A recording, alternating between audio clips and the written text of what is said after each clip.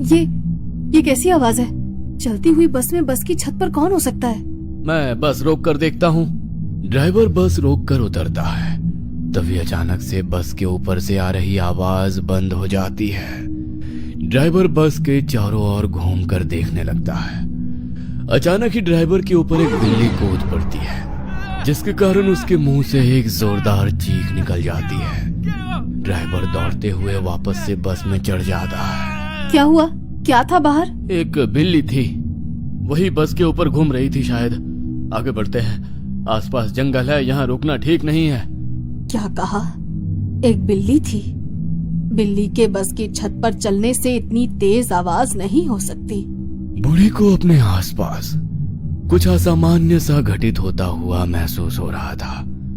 वो महसूस कर पा रही थी कि उसके साथ कुछ तो अजीब हो रहा है। अचानक ड्राइवर बस की स्पीड बढ़ा देता है। अरे, सामने कुछ नजर नहीं आ रहा है और तुम इतना तेज बस दौड़ा रहे हो, कर क्या रहे हो?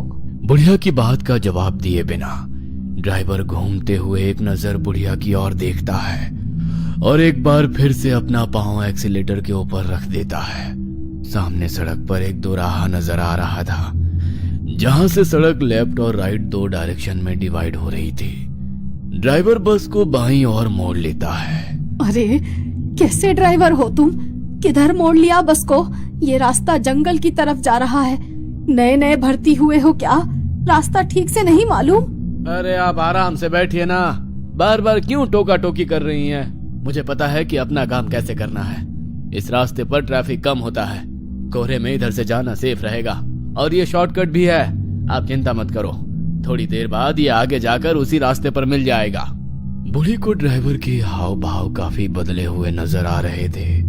कुछ देर बाद तेज गति से दौड़ती बस को ड्राइवर अचानक ब्रेक लगाकर रोक लेता है। क्या हुआ? ऐसे अचानक से बस क्यों रोक दी? अब तो फ्रेगनेंट हिल से पहले बस का कोई स्टॉपेज भी नहीं है। वैसे भी ये जंगली इलाका है, यहाँ पर बस रोकने का मतलब क्या है? वो सब मैं जानता हूँ, लेकिन देखो सामने कुछ लोग खड़े हुए हैं और लगातार हाथ से बस को रोकने का इशारा कर रहे हैं। अरे तो ऐसे ही कोई बीच सड़क पर खड़े होकर बस को रोकने के लिए कहेगा तो आप गाड़ी रोक देंगे क्या?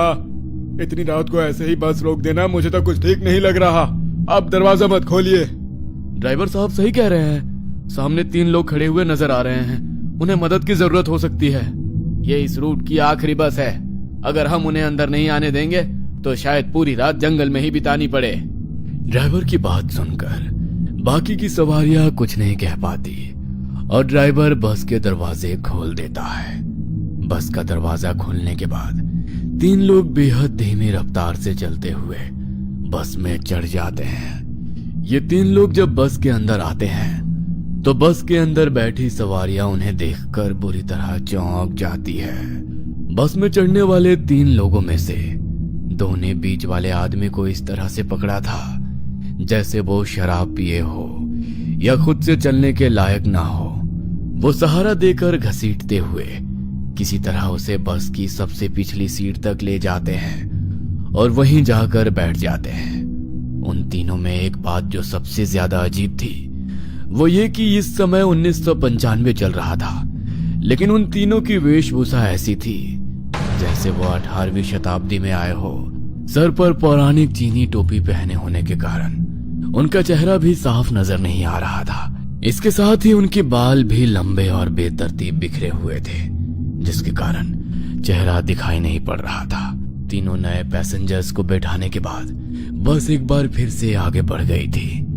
बस जैसे जैसे आगे बढ़ रही थी, बस के अंदर की हवा में कुछ अजीब सा भारीपन महसूस होने लगा था। ये किन लोगों को बैठा लिया है तुमने? तुम्हें इन्हें देखकर कुछ सिरहंसी महसूस नहीं हो रही? उनके कपड़े देखो, आज के समय में कौन ऐसे कपड़े पहनता है? इतने पुराने और भद्दे लग रहे हैं, जैसे कभी धुले ही नहीं हैं। आपने गौर किया? बस के अंदर अचानक दुर्गंध फैल गई है। ऐसा लगता है जैसे कुछ सड़ रहा है यहाँ। मुझसे तो सांस भी नहीं ली जा रही है। ये क्या बोल रही हैं आप? ऐसा तो कुछ भी नहीं है। इधर पीछे गांव में एक थिएटर है, ये लोग उधर नाटक कंपनी से ही आए होंगे। आप उन पर ध्यान मत दीजिए। जब से वो लोग बस में आए, तब से 1 इंच भी हिले नहीं, ना ही उन्होंने कोई बात की। फिर तुम्हें कैसे पता कि वो थिएटर से आए हैं? तुम उनकी तरफदारी क्यों कर रही हो? 5 किलोमीटर के बाद आपका स्टॉपेज आ जाएगा, तब तक चुप करके बैठो, समझी?